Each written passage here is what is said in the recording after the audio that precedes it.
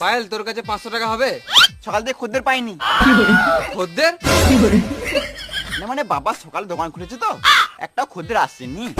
ও, আমাকে কিছু টাকা দিতে পারবি? আমার কাছে ওই 200 টাকা মতন আছে। এখনই দেখলাম 500 টাকা আছে, তুই বলছিস 200 টাকা আছে। এ ঢেমন চিদা, তোকে সব দিয়ে দেবো, আমার কাছে রাখবো কি? আমি আছি তো, তোকে ঠিক দিয়ে দেবো। ছাপড়ি চুদা, নিজের কাছে না আমাকে দেবে। আমাকে টাকা দে না, আমি তোর পায়ে পড়ছি। দরকার টাকা আমাকে দে না, তোর পায়ে পড়ছি। হ্যাঁ? না মানে ছাড়, আমার সুসুরি লাগছে। চ একটা জায়গায় ঘুরে আসি, তারপর তোকে 500 টাকা দেবো। চল চল। হেলমেট এনেছিস?